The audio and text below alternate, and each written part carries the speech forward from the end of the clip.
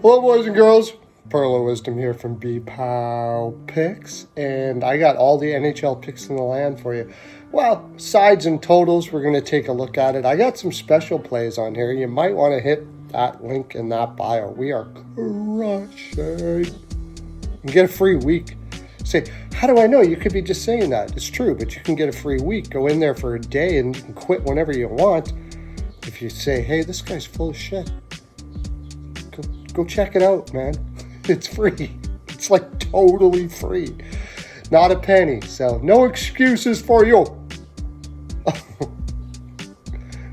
right. I think that was a soup Nazi I just did.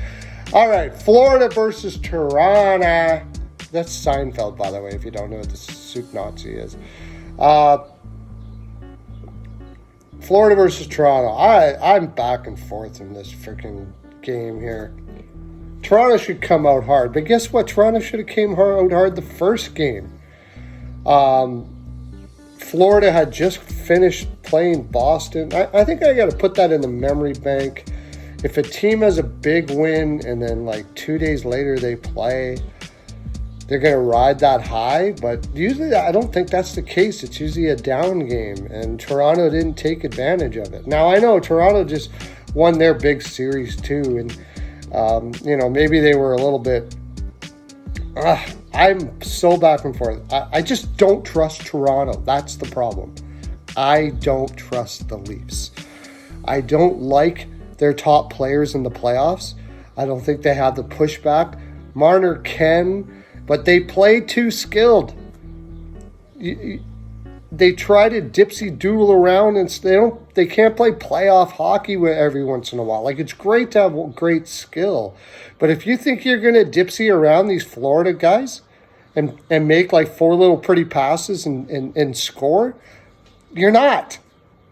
So I'm not laying minus 185 with the Leafs. Are you fucking kidding me? No, not. And if you don't like cursing, then just don't listen.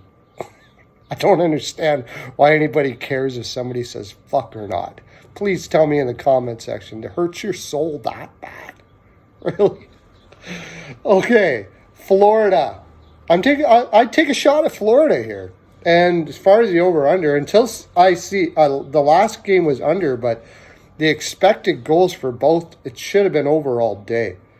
So I'm going to go back to the over here. I don't like it at minus 135 though. I might do some live betting. And you can get in for $15 to get into some live betting tonight.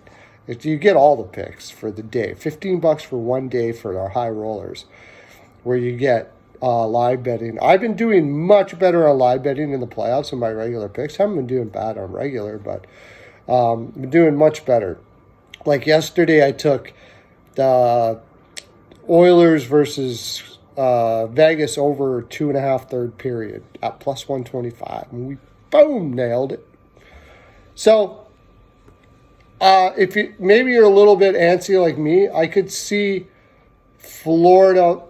I would rather take Florida plus 1.5 at minus 160 than actually you can get it at minus 152 at plus 1.5. That's the way I would go.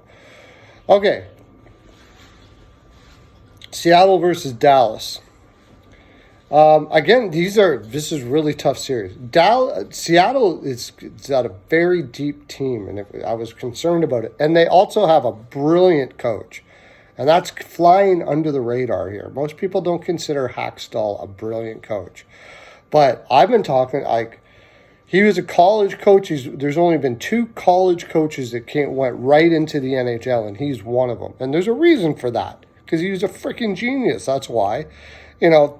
Philadelphia didn't know what they were doing. I don't believe that they didn't know what they're doing. Everybody knew he was that good. You don't do that if you don't see it. It just doesn't happen. And he's showing it here in Seattle. Again, I don't like Dallas at minus 206. And I'm certainly not taking him in regulation in the playoffs. These playoffs, if you watch, I mean, taking a team in regulation is dicey, man. Every one of them have been close. I would almost lean to, on both of these, might even put a little bit on the draw on both of these games. But I think Dallas, this is a Dallas spot, and they probably pull it out. But I don't want to try that at minus 206.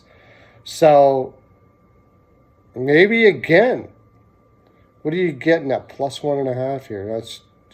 Plus 1.5 is minus 150 with the Kraken. The way they've been playing, I think they probably keep this close one way or another. And at plus 114, I think the total is a little iffy, 50-50, kind of, because Ottinger had a bad game last game, and that's the other thing I'm a little concerned about with going against Dallas here is Ottinger usually doesn't have 2 bad games in a row. He'll probably crush it here today. So, yeah, which makes it difficult to go to the over. However, I'm going to. So, and this is my logic, all right? I'm going to put a little bit on Seattle plus 1.5. I'm going to put a little bit on the over 5.5. And the reason why I'm going to do that is, first of all, Seattle has been scoring early. And I imagine that they'll at least pot 1 or 2. If Dallas really has their A game tonight, they could blow this one right out of the water and I lose my Seattle bet. But if they do that, and I think it's possible that they do, the over likely comes in. So I'm kind of covering myself both ways. You see what I'm saying? Especially when you're getting plus 114 for the over. All right, we got one game coming up tomorrow. Tell me what you think. What are your picks down here? If you would like a free month of bpalpicks.com, tell me, nail the score for either one of these games.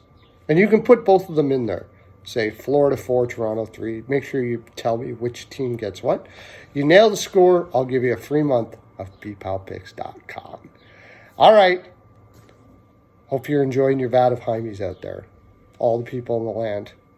I'm going to get some at the Costco today. Get it into U-Haul. And we're going to get our vats of Heimies. You need that. Heimies Body Lube. It's the best there. I said it. Okay, bye.